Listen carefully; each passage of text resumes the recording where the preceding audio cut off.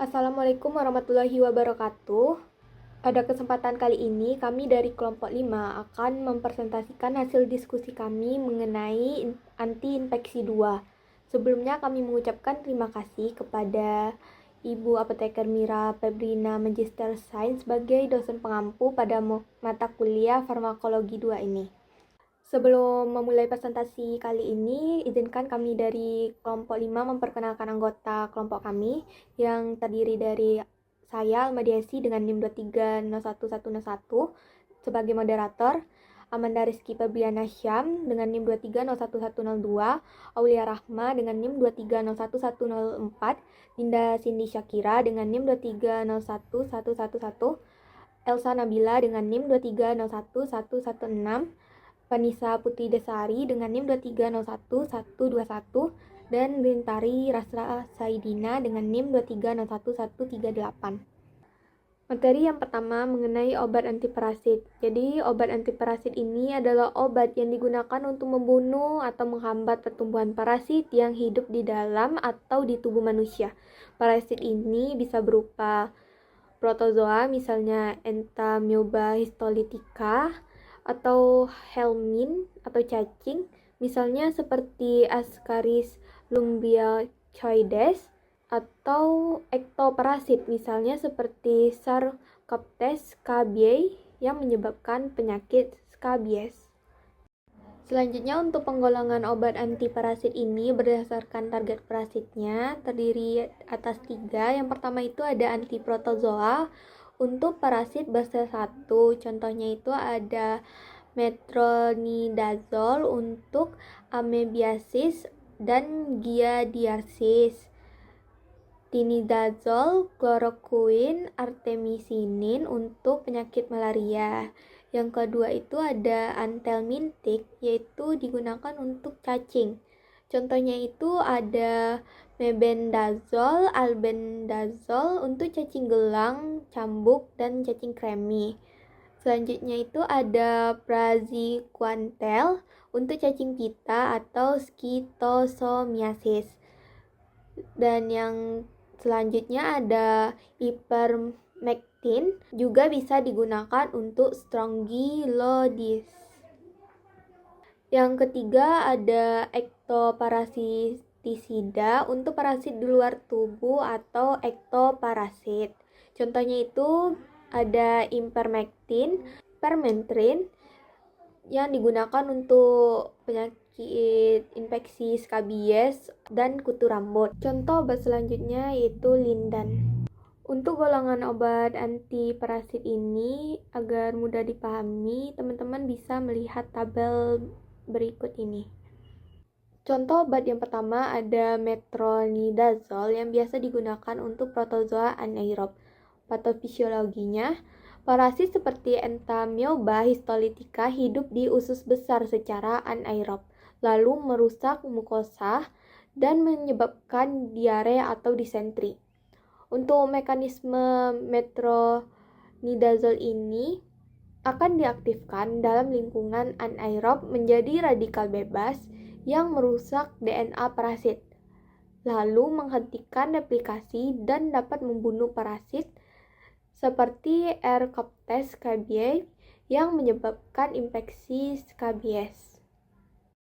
Metronidazole ini diindikasikan untuk amebiasis, giardiasis, trichomoniasis, atau infeksi oleh parasit anaerob.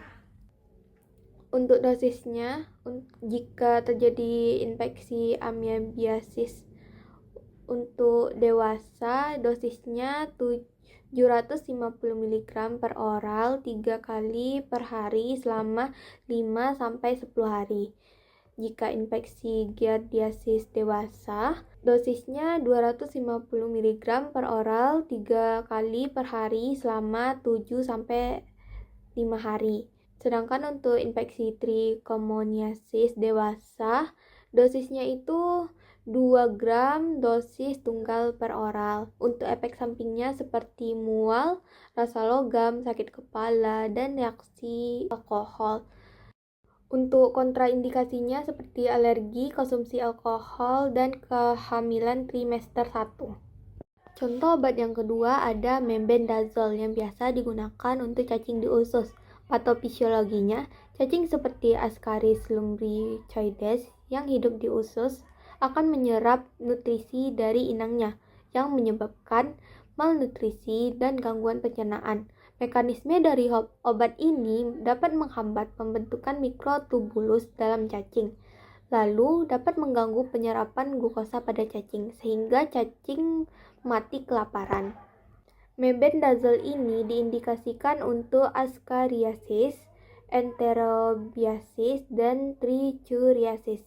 Untuk dosisnya, jika infeksi cacing gelang atau kremi, untuk usia dewasa atau anak di atas 2 tahun, dosisnya 100 mg per oral 2 kali per hari selama 3 hari. Alternatif untuk cacing kremi, dosisnya sebanyak 500 mg, dosis tunggal per oral yang diulang 2 hingga 3 minggu kemudian. Untuk efek sampingnya seperti nyeri perut, diare, pusing. Kontraindikasinya seperti alergi, kehamilan, anak di bawah usia 2 tahun. Contoh obat yang ketiga ada ivermectin yang biasa digunakan untuk cacing atau ektoparasit. Patofisiologinya, parasit seperti Strongyloides stercoralis atau Sarcoptes cabiai menyebabkan infeksi kulit atau sistemik melalui gangguan saraf atau otot parasit. Mekanisme dari obat ini dapat mengikat kanal klorida yang mengatur GABA, lalu menyebabkan kelumpuhan pada neuromuskular pada parasit sehingga parasit tidak bisa bergerak dan mati. Selanjutnya adalah obat antiparasit. Yang ketiga ada ivermectin, yang indikasinya itu adalah strongyloidiasis, scabies, pediculosis. Dengan dosis untuk strongyloidiasis itu 200 mcg per kgbb, satu kali ulang 1 sampai 2 minggu bila perlu. Untuk scabies dewasa itu 200 mcg per kgbb PO ulang setelah 1 minggu. Untuk efek sampingnya itu ada pusing, gatal, ruam karena reaksi parasit mati. Untuk kontraindikasinya itu alergi untuk anak di bawah berat badannya di bawah 15 kg. Ibu menyusui, penggunaan dengan gabanergic. Selanjutnya itu adalah obat antelmintik, yang dimana itu adalah obat yang digunakan untuk mengobati infeksi cacing di dalam tubuh, terutama di usus.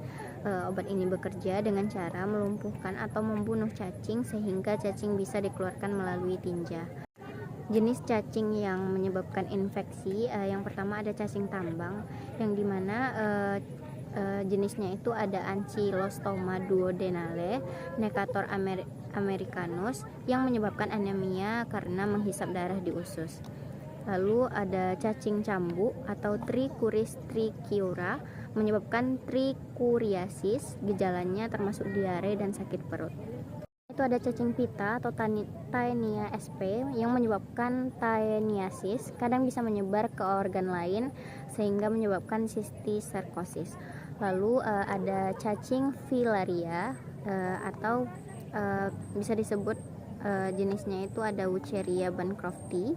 Lalu ada Brugia malai yang menyebabkan filariasis dan bisa menimbulkan pembengkakan ekstrim atau elephantiasis. Itu ada cacing gelang, yang dimana jenisnya itu ada Ascaris lumbricoides yang menyebabkan askariasis. Lalu ada cacing kremi yaitu Enterobius vermicularis yang menyebabkan enterobiasis. Ini sering terjadi pada anak-anak.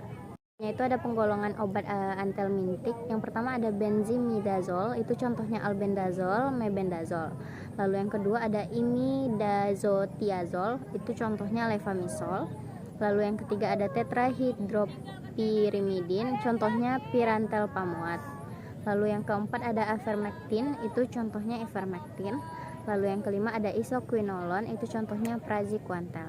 Untuk contoh obat yang pertama itu ada benzimidazole, bisa dilihat di gambar itu ada albendazole dan mebendazole. Untuk dosis albendazole itu untuk kondisi sisterkosis untuk dewasa dengan berat badan di bawah 60 kg itu 15 mg per kilogram BB. Durasi pengobatan itu selama 8-30 hari. Dosis maksimalnya 800 mg per hari. Dewasa dengan berat badan di atas 60 kg itu 400 mg 2 kali sehari selama 8-30 hari. Untuk kondisi echinococosis itu dewasa dengan berat badan di bawah 60 kg itu 15 kg per kilogram BB per hari, dibagi ke dalam 2 dosis. Untuk dosis maksimalnya 800 mg per hari. Dewasa dengan berat badan di atas 60 kg itu 400 mg dipakai 2 kali sehari selama 28 hari. Baiklah, selanjutnya itu dosis dari mebendazole, di mana untuk cacing Ascaris lumbricoides dan Trichuris trichiura untuk tablet atau suspensi dengan dosis 10 mg 2 kali per hari atau selama 3 hari. Selanjutnya yaitu tablet kunyah dengan dosis 500 mg untuk dosis tunggalnya. Sementara untuk cacing Enterobius vermicularis dengan sediaan tablet atau suspensi dengan dosis 10 mg dengan dosis tunggal. Baiklah, selanjutnya itu penggolongan obat antelmintik yang kedua, yaitu imidazotiazol. Contoh obatnya adalah levamisol. Untuk yang pertama untuk mengatasi infeksi cacing gelang, untuk dosis dewasa yaitu 120 sampai 150 mg sebagai dosis tunggal. Lalu yang kedua untuk anak-anak yaitu dosis yang digunakan adalah 3 mg per kilogram berat badan sebagai dosis tunggal.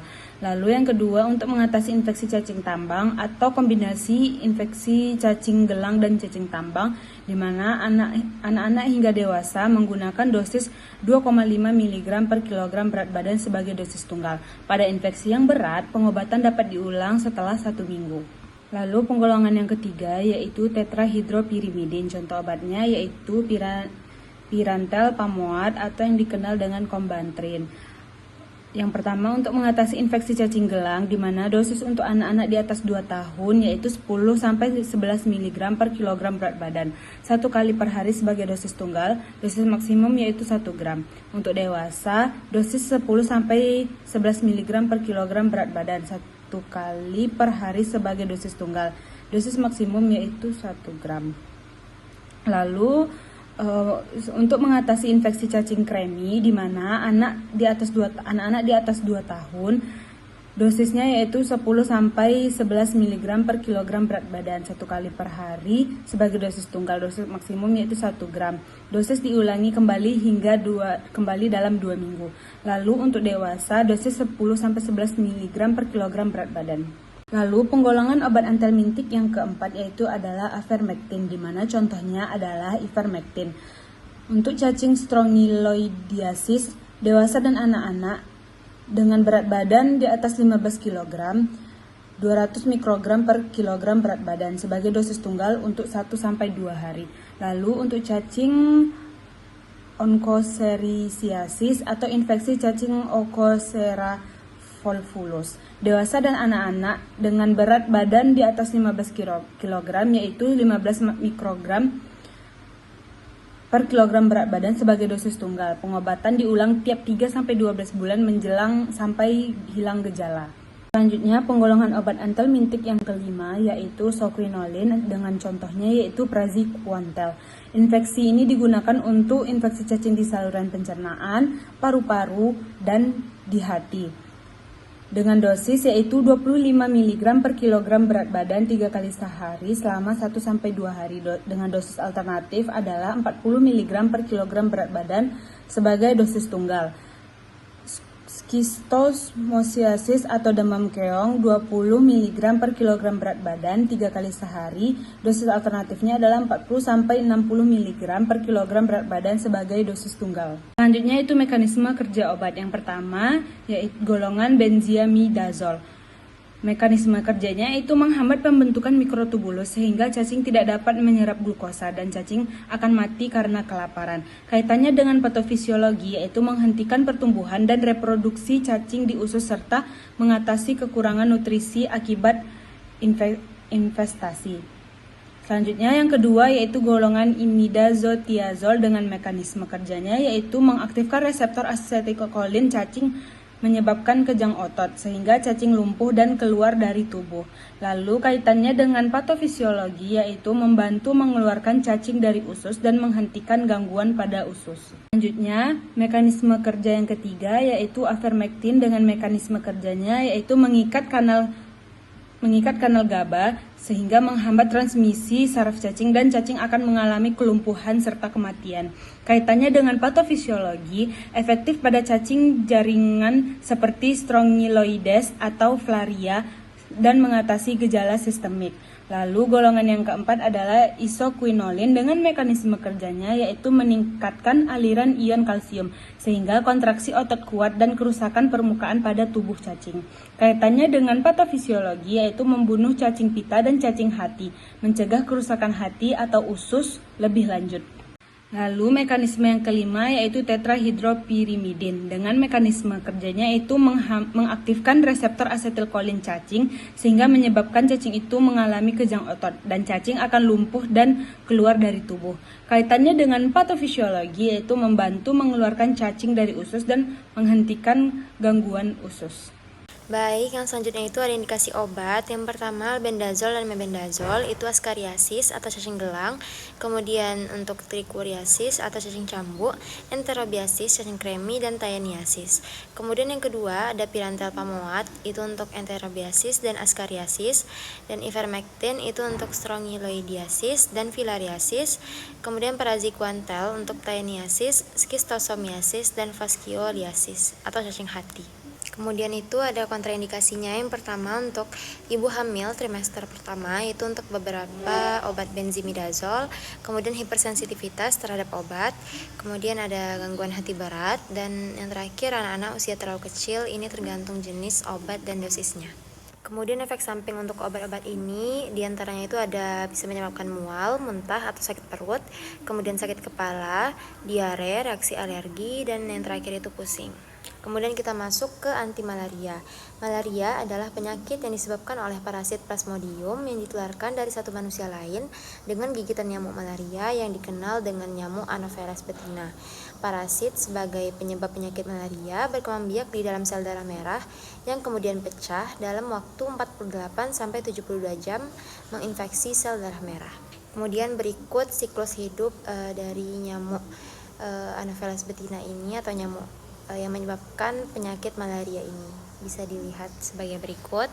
Nah, disebut antimalaria yaitu pastinya ini obat-obat yang digunakan untuk mencegah dan mengobati penyakit yang disebabkan oleh parasit bersel tunggal atau protozoa yang ditularkan melalui gigitan nyamuk Anopheles betina yang menggigit pada malam hari dengan posisi menjungkit. Nah, ciri-ciri penyakit malaria ini yang pertama itu demam berkala disertai menggigil, kemudian nyeri kepala dan nyeri otot, kemudian hati membesar sehingga timbul rasa mual dan muntah, dan yang terakhir ada anemia. Kemudian penggolongan obat antimalaria ini ada 4. Yang pertama golongan quinolin, itu contoh obatnya ada quinin, quinidin, primaquin, chloroquine, amodiaquin, mefloquine, dan halofantrin. Kemudian ada golongan antibakteri, contoh obatnya sulfonamid, tetrasiklin, spiramisin, azitromisin, clindamycin, dan rifampicin. Kemudian golongan antifolat itu ada pirimetamin, trimetropim, proguanil, dan chlorpriquanil. Kemudian yang terakhir golongan artemisin itu ada artemisin, artemer, dan artesunat. Selanjutnya penggolongan obat antimalaria yaitu golongan quinolin, di mana mekanisme kerjanya yaitu menghambat detoksifikasi heme dalam vakuola makanan parasit. Heme yang berakumulasi bersifat toksik bagi Plasmodium menyebabkan kematiannya. Indikasinya 2 malaria akut oleh Plasmodium falciparum, Plasmodium vivax, Plasmodium oval, dan Plasmodium malaria. Kontraindikasi dari golongan quinolin yaitu riwayat gangguan retina atau gangguan irama jantung. Baiklah, selanjutnya gangguan artemisin, di mana mekanisme kerja obat ini menghasilkan radikal bebas dari struktur peroksida yang merusak protein parasit, bekerja cepat pada pembentukan zizon. Indikasinya malaria berat atau complicated dan malaria Plasmodium falciparum sensitif. Kontraindikasinya hati-hati pada kehamilan trimester pertama dan hipersensitivitas. Selanjutnya, penggolongan obat anti malaria golongan antifolat, di mana kerja dari obat ini yaitu menghambat enzim dihidrofolat reduktase pada parasit dan mencegah asistensi DNA dan pertumbuhan parasit. Efek sampingnya itu ada anemia megaloblastik, ruang gangguan gastrointestinal, dan kontraindikasinya kehamilan gangguan di sumsum tulang. Selanjutnya golongan antibakteri, di mana mekanisme kerja dari obat ini juga menghambat asistensi protein parasit digunakan sebagai kombinasi tambahan. Efek sampingnya itu ada diare, fotosintesivitas, hepatositoksit, dan kontraindikasinya kehamilan, gangguan hati berat. Selanjutnya sediaan beredar dan dosisnya, di mana pada golongan quinolin ada obat quinin yang isinya quinin sulfat dengan dosis 222 mg. Pemberian kina pada orang dewasa yaitu loading dosnya 20 mg gram per kilogram BB dilarutkan dalam 500 ml. Dextrose 5% atau NaCl 0,9% diberikan selama 4 jam pertama. Yang kedua, 4 jam kedua hanya diberikan cairan dextrose 5% dan NaCl 0,9%. Yang ketiga, 4 jam berikutnya pemberian kina dengan dosis rumatan 10 mg atau kilogram BB dalam larutan 500 ml. Dextrose 5 ml dan NaCl-nya 0,9%. Selanjutnya 4 jam selanjutnya hanya diberikan cairan dextrose 5% atau NaCl 0,9%. Setelah itu diberikan lagi dosis rumatan seperti yang di atas sampai penderita dapat minum kina per oral. Pemberian kina pada anak-anak yaitu kina HCl 25%, ini dalam bentuk sediaan infus, dosis 10 mg per kilogram BB. Bila umurnya kurang dari 2 bulan, maka dosisnya 6-8 mg per kilogram BB. Encerkan dengan dextrose 5% atau NaCl 0,9% sebanyak 5-10 cc kilogram per BB. Diberikan selama 4 jam, diulang setiap 8 jam sampai penderita dapat minum obat. Baiklah, selanjutnya golongan antibakteri, di mana tetrasiklin 4 kali 250 mg per hari dengan kina 3 kali 10 mg selama 7 hari untuk malaria falciparum tanpa komplikasi. Sediaan kapsul ini terdiri dari 2 dosis yaitu 250 mg dan 500 mg. Golongan antifolat. Antifolat ini contoh obatnya Proguanil tablets atau Progumeal, di mana untuk dewasa itu diberikan 1 gram Atafocun dan 400 mg Proguanil atau 4 tablet kekuatan dewasa sekali sehari sebagai dosis tunggal yang diminum 3 hari berturut-turut. Selanjutnya golongan artemisinin, di mana obat yang beredar itu adalah Artesun dengan dosis 60 mg. Dosis untuk dewasa malaria falciparum 0,25 mg per kilogram per hari diberikan selama 1 hari. Untuk malaria vivax 0,25 mg per kilogram BB per hari diberikan selama 14 hari. Malaria vivax dengan relapse 0,5 mg per kilogram BB per hari selama pemberian 14 hari. Selanjutnya obat anti tuberkulosis, di mana obat ini adalah obat yang digunakan untuk mengobati akibat Mycobacterium tuberculosis yang menyebabkan penyakit TBC. Obat bekerja dengan cara menghentikan pertumbuhan atau membunuh bakteri baik dalam fase aktif maupun dorman. Pengobatan TBC menggunakan kombinasi beberapa obat untuk mencegah resistensi dan meningkatkan efektivitas terapi, di mana obat ini terbagi menjadi 2 golongan, yaitu lini pertama untuk TB sensitif obat, misalnya isoniazid, rifampicin, pyrazinamide, dan etambutol. Untuk lini kedua, yaitu untuk TB yang resistensi terhadap obat, misalnya itu ada amikacin, levofloxacin, dan linezolid. Pengobatan TB umumnya berlangsung pada minimal 6 bulan untuk TB biasa dan bisa lebih dari 18 bulan untuk TB yang resistensi. Oke, baiklah, dimana kita lihat pada pathway patofisiologi tuberkulosis ini, agen penyebab pertama yang menyebabkan tuberkulosis adalah bakteri Mycobacterium tuberculosis atau kita singkat dengan MBT. Jalur masuknya itu ada dua, di mana ada yang kita lihat di sebelah kanan dan ada di bawah. Kita mulai dari bawah, di mana bakteri MBT ini masuk ke dalam tubuh melalui inhalasi droplet, dan MBT ini menghindari destruksi intraseluler oleh makrofag, sehingga bahwa dalam makrofag ini MBT berkembang biak secara intraseluler. Terjadilah lesi primar atau kompleks GON. Lesi awal disebut dengan fokus GON, di mana penyebaran ke kelenjar getah bening sehingga terjadinya kompleks GON, dan terjadi aktivasi ulang atau penyakit TB itu aktif. Sebagian besar menyerang apeks paru sehingga terjadi nekrosis caseosa dapat meluruh membentuk kavitas. Selanjutnya kita lihat jalur sebelah kanan, di mana ada jalur masuk dan infeksi primernya itu dengan seperti yang sama di bawah, di mana bakteri MBT ini masuk ke dalam tubuh melalui inhalasi droplet. Kemudian bakteri ini masuk ke alveolus paru, difagositas oleh makrofag alveolar. MBT ini menghindari destruksi intraseluler oleh makrofag juga dan terbentuk granuloma sehingga MBT ini berkembang biak secara intraseluler. Lanjut ada lesi primer, di mana lesi awalnya itu disebut dengan fokus GON yang menyebarkan ke kelenjar getah bening sehingga sebagian besar menyerang apeks paru dan terjadi nekrosis caseosa dapat meluruh bentuk kavatis. Lalu terjadilah aktivitasi ulang dan penyakit TB ini aktif. Selanjutnya ada pengembangan obat anti tuberkulosis. Yang pertama ada lini pertama atau first line drug, digunakan pada TB sensitif obat. Yang pertama obatnya adalah isoniazid, rifampicin, parazinamid, ethambutol, dan streptomycin.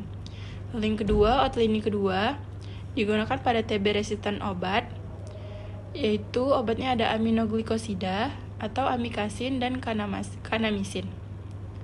Yang kedua ada fluoroquinolone, obatnya ada levofloxacin, dan obat lainnya ada etinamid, sikloserin, linezolid, clofazimin, bedaquiline, dan delam. Obat-obat lini pertama, yaitu yang pertama ada isoniazid, yaitu mekanisme kerjanya bekerja dengan menghambat sintesis asam mikolat, komponen penting dinding sel Mycobacterium tuberculosis. Obat ini diaktifkan oleh enzim KATG bakteri menjadi bentuk aktif yang mengikat enzim INHA. Indikasinya ada terapi TBC aktif, profilaksis TBC. Efek sampingnya ada hepatotoksisitas, neuropati perifer, dan reaksi hipersensitivitas. Lalu kontraindikasinya gangguan hati berat dan riwayat hepatitis karena INH. Dosis dari obat ini itu tuh 5 mg per kilogram BB per hari, maksimal 600 mg per hari. Selanjutnya ada rifampicin, mekanisme kerjanya menghambat DNA-dependent RNA polimerase sehingga mengganggu transkripsi RNA bakteri bersifat bakterisidal untuk tuberkulosis. Indikasinya pengobatan TBC aktif, interaksi bakteri lain. Lalu efek sampingnya ada hepatotoksisitas, warna urin, warna mata, dan keringat menjadi jingga, gejala flu, interaksi obat yang signifikan. Lalu kontraindikasinya gangguan hati berat, penggunaan dengan obat antiretroviral tertentu, dan hipersensitivitas terhadap rifampicin. Dosis dari obat ini adalah 10 mg per kilogram BB per hari, maksimal 600 mg per hari. Selanjutnya ada obat pyrazinamid, yaitu mekanisme kerjanya diaktifkan dalam kondisi asam yang menjadi asam pyrazinoat yang mengganggu membran sel bakteri dan menghambat transfer energi efektif pada bakteri Darmon di lingkungan fagosom. Indikasinya fase awal terapi TBC aktif. Efek sampingnya ada peningkatan kadar asam urat, nyeri sendi, dan hepatotoksitas. Kontraindikasinya itu ada gout, gangguan hati aktif, dan hipersensitivitas.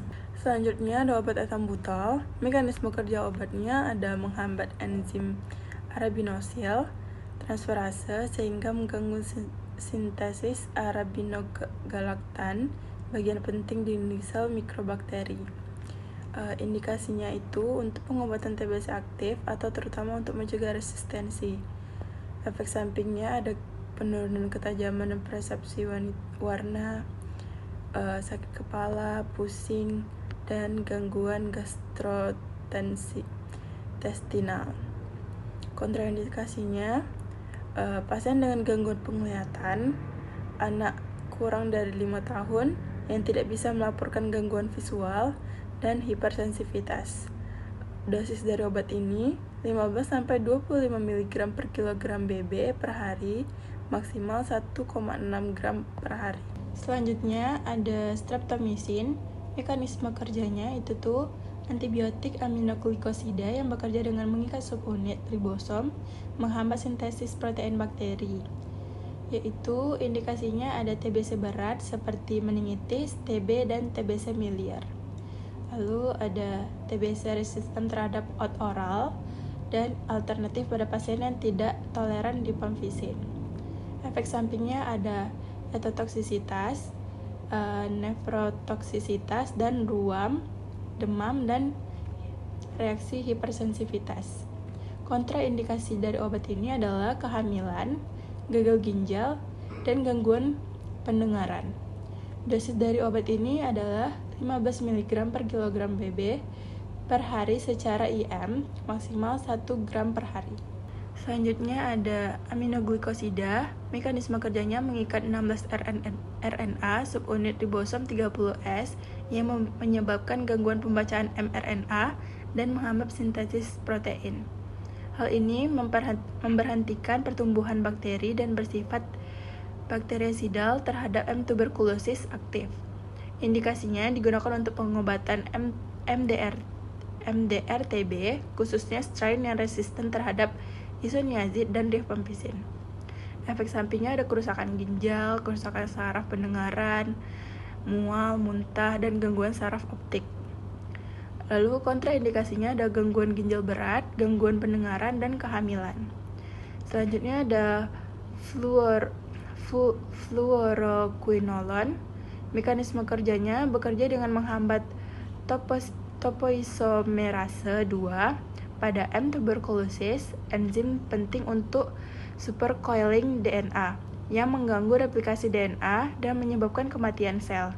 Indikasinya yaitu terapi MDR atau XDR-TB, regimen BPAL, atau untuk terapi singkat MDR-TB. Efek sampingnya ada gangguan irama jantung, mual, muntah, pusing, kejang, dan resiko hepatotoksik, dan hipoglikemia.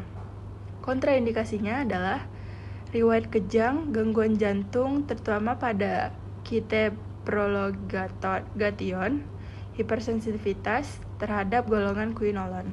Selanjutnya ada obat lainnya. Yang pertama ada ethionamid. Mekanisme kerjanya itu adalah produk yang menghambat sistem asam mikolat, komponen penting dinding sel mikrobakteri.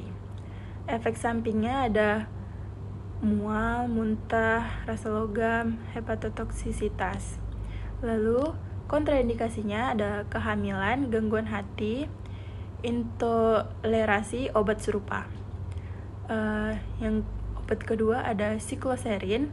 Mekanisme kerjanya menghambat enzim alanin, rekamase, dan dealanin ligase yang penting dalam sintesis peptidogligan dinding sel. Lalu efek sampingnya ada psikosis, kejang, depresi, dan iritabilitas. Lalu ada kontraindikasinya, gangguan kejiwaan, epilepsi, dan gagal ginjal. Lalu obat ketiga ada linezolid. Mekanismenya itu menghambat sintesis protein dengan cara berkaitan dengan sukunit 50S ribosom yang menghambat inisitas translasi. Efek sampingnya ada mielosupresi, neuropatik optik, dan asidosis laktat.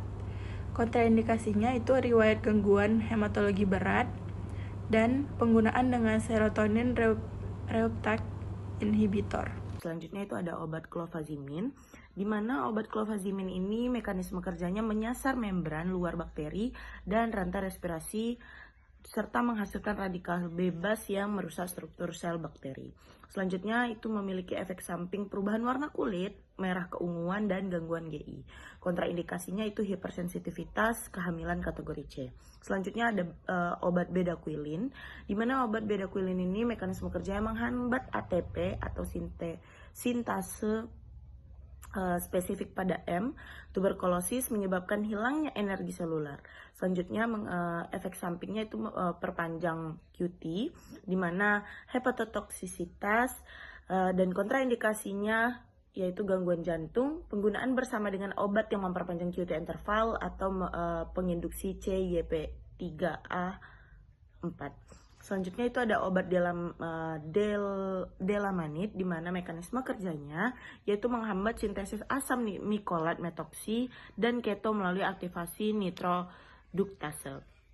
Selanjutnya efek sampingnya itu perpanjang QT, mual, pusing, nyeri kepala, dan kontraindikasinya yaitu gangguan jantung, riwayat aritmia. Selanjutnya anti lepra.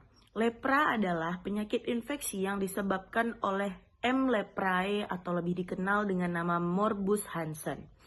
Golongan obat yang digunakan untuk mengobati kusta dan infeksi kulit tertentu seperti dermatitis, herpetiformis atau ruam kulit yang gatal dan berbenjol-benjol yang umum terjadi pada orang dengan penyakit keliak. Patofisiologi anti lepra atau kusta disebabkan oleh Mycobacterium leprae atau bakteri intraseluler yang menyerang kulit, saraf perifer, mukosa, saluran pernapasan atas, dan mata.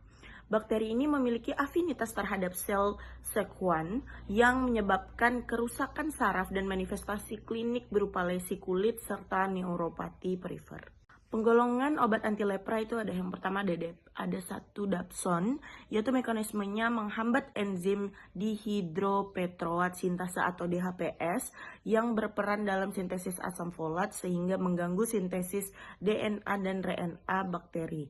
Indikasi itu ada kusta, Paucibacillari, dan multibacillari, dermatitis, herpetiformis, dan efek sampingnya itu ada anemia hemolitik terutama pada defisiensi G6PD dan metomoglobinemia, ruam kulit, serta hepatotoksisitas.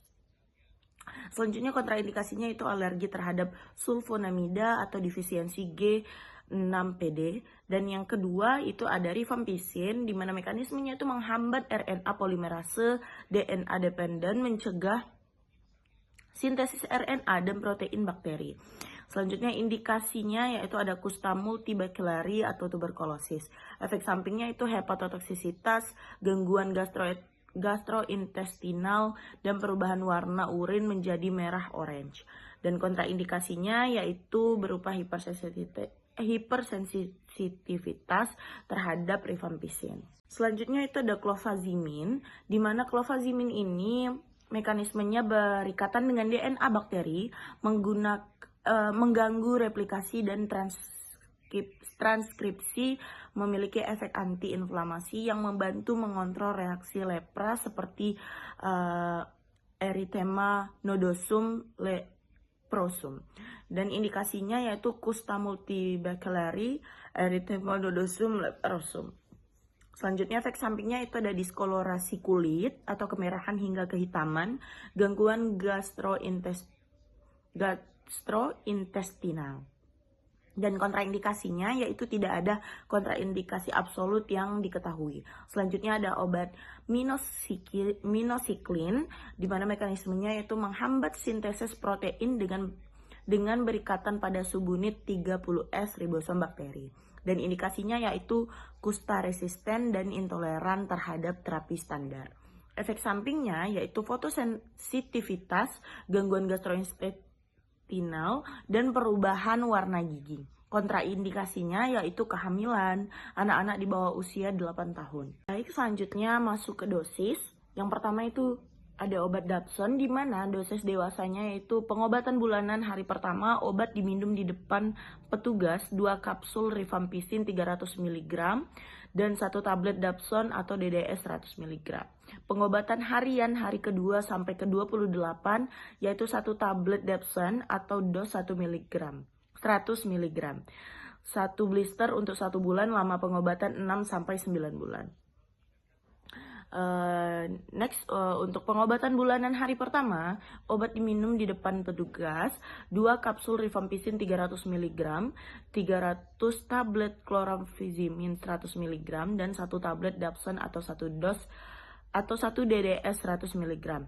Pengobatan harian hari ke-2 sampai 28 yaitu 1 tablet Dapsone atau DDS 100 mg dan 1 tablet clofazimin 50 mg.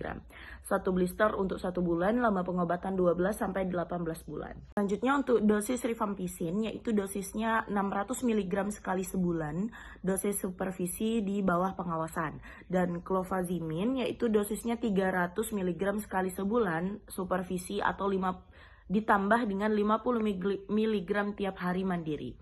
Dan yang keempat itu minocycline, di mana dosisnya 100 mg per hari, digunakan jika ada resistensi atau alergi terhadap Dapsone.